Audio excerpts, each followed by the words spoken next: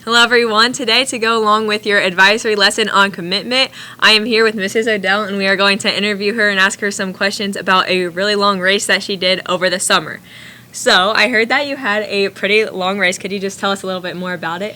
Sure. So I did a long race over the summer. It's called Badwater 135. It's a 135-mile race out in Death Valley National Park. Temperatures ranged anywhere from at the start it was 124 degrees. Wow. So it was really hot. Very long race. And that's what it was. Wow, that's crazy. That had to take a lot of commitment on your part. What was the training like leading up to that? And did you ever feel like it was just not worth it and you wanted to back out? Yeah.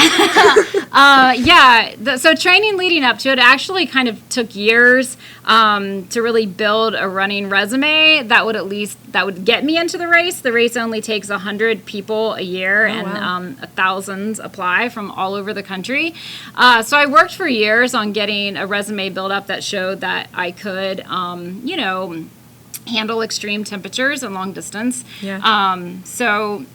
And then the training leading up to it also, like I had to start incorporating like a lot of hills, which I don't run hills. Mm-hmm. I've never liked hills. Yeah. So that's when it kind of got hard, and it was just, there were some days that I had to sacrifice stuff, and I had made this goal that this is what I was going to do, and I just had to commit to the training. And I did want to quit sometimes. Sometimes I would feel like I don't want to do this today, or I don't want to do this tomorrow, but that feeling is just a feeling. It's just an emotion. Mm-hmm. So I kind of live by the mantra of actions. So you just have to not really think about it or what you're sacrificing, and you just kind of show up and do the work. So I kind of removed emotion from the whole thing and just kept showing up for my training, and that's how I got through the training part of it. Yeah.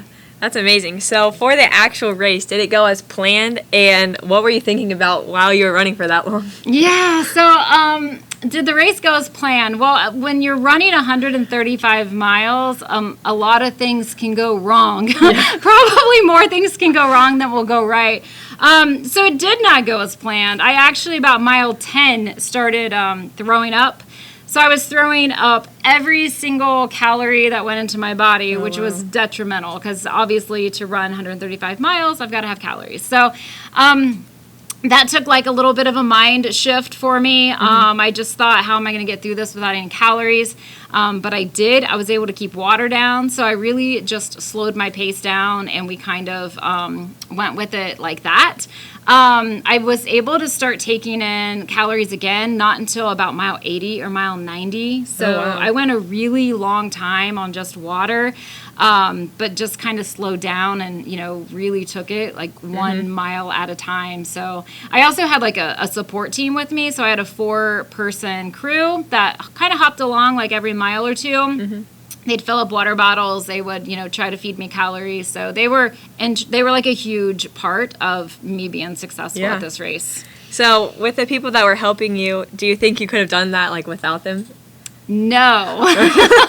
So my crew was like an integral part. I mean, I will tell you, if I was doing this on my own without a crew, which nobody does that, everybody does it with a crew. At mile 72, I said, I'm done. I don't want to do this anymore. It wasn't fun. Nobody was having fun. Everybody was miserable. I was miserable, and I wanted to quit really bad. And I even told my crew that we're done. I'm really sorry.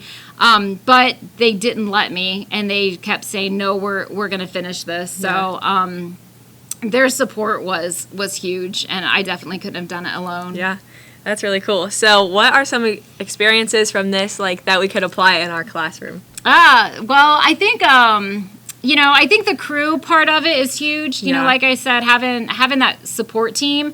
If even as an adult, I knew what my goal was, but it was really hard to get to it. Yeah. I doubted myself and wanted to quit. But they were there saying, no, we're going to do this. Let's go. So I guess I kind of look at that with school being the same way. I feel like all of the students that are here are just trying to get to that finish line. Yeah. And I kind of look at like teachers and principals and guidance counselors as your like support crew. And that's what we're here to do, is to really kind of like get you guys to the finish line and Yeah.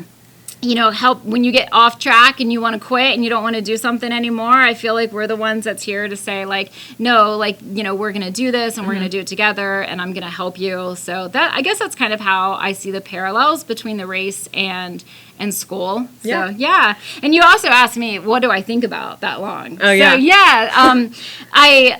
I do take music sometimes on those like super long races. But a lot of times, believe it or not, and this is so crazy to think about, I think a lot about my students and like not just my students, but my cross country runners as well.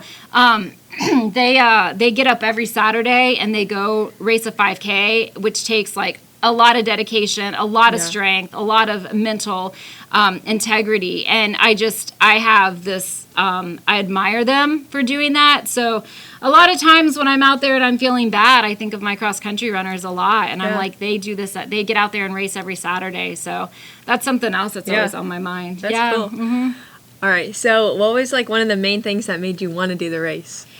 I think one of the main things that made me want to do this race is I am one that's always up for like how far can my body go? How far can my mind go? So I think every time I take on a challenge like this, it kind of opens the door that makes me realize I can do more than what I thought I can. Yeah.